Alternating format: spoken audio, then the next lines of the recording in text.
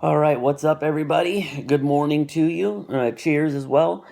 It's a good day because Don Pelham is no longer the defensive coordinator at Oregon. It came down Monday that he has been demoted to linebackers coach. Also, Eric Chinander, who was supposedly the man in line for the job, has left to go take the defensive coordinator gig at UCF. Um, Two big things happened there. One, my team moved quickly after a debacle which needed to happen. We all said it on the message boards. If this does not get Don Pelham fired, nothing will. Well, it did, and I was happy to see that my team acted quickly.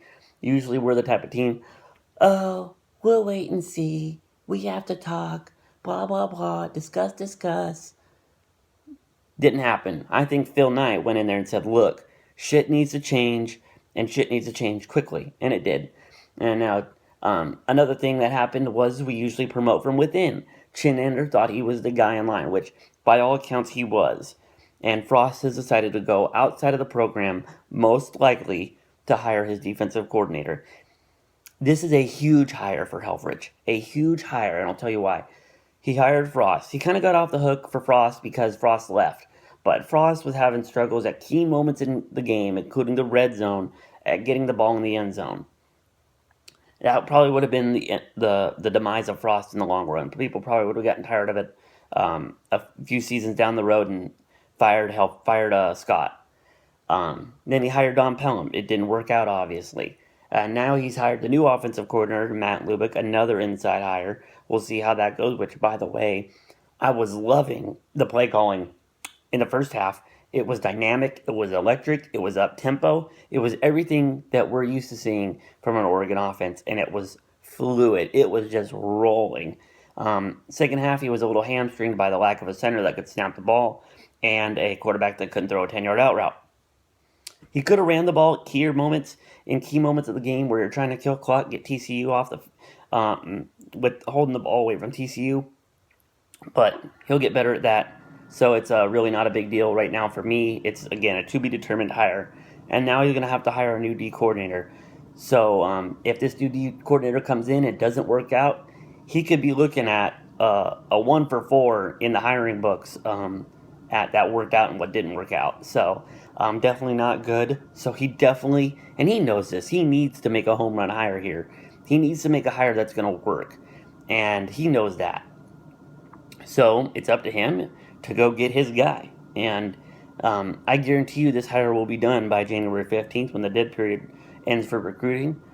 We need to get a guy in there that's going to be able to talk to these defensive recruits and say, look, here's why you should stay on. I really like what this and this and this about you and all that. And get them confident that Oregon is still the right choice for them. I'm really happy that we made this move, and I'm really happy we're going on the outside to get it because there's a lot of defensive talent out there to go get. Todd Orlando at Houston is my guy. I've wanted him to be our coach ever since he was at Utah State, but we didn't make that hire. We hired Don Pelham instead. He went to Houston with Tom Herman. It's going to be really hard to pull Orlando away because he's supposedly the guy in line if and when Herman leaves, and he also wants to. Wisconsin wants him really badly because he's a Wisconsin grad. So we'll wait and see. Clancy Pendergast is a guy rumored to be in line for the job. Justin Wilcox, who he had okay defenses at Boise State and really bad one at Tennessee. I'm just really not a fan of his just because he's an ex-Duck. This is going to be another test. Do we hire somebody because they went to school here, or do we hire somebody because they're qualified? Mike Snow, a guy at Temple, not a lot of people know about, had a really good defense this year. I feel like he's better qualified than Wilcox.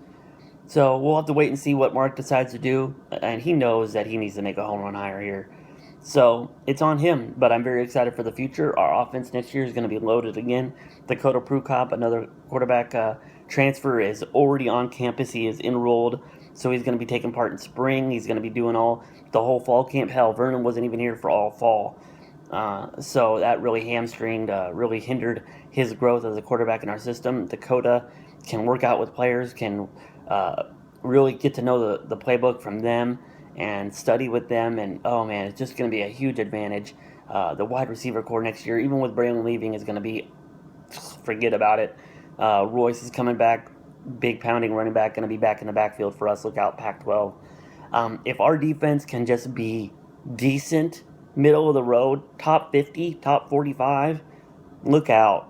And the defense in the first half against TCU was playing better than I've ever seen him play under Don. Flying to the ball, tackling, hitting, smacking people around. I loved it. And then the air went out of him in the second half. I don't know what happened. It's the same thing that happened against Oregon State. Played really well against Oregon State in the first half, and the air just went out of the defense in the second half. So I'm glad the changes were made. We're going to have to wait and see, obviously, how it works out. I'm very excited for the future, though. This is a team I feel like if we get the right hire and our defense plays well, we could be sitting in the playoffs next year. That's to be determined, obviously, and some things will have to go our way. We'll have to stay healthy, but another exciting year of Oregon football is on the way, and I already can't wait for it. As always, guys, go Ducks.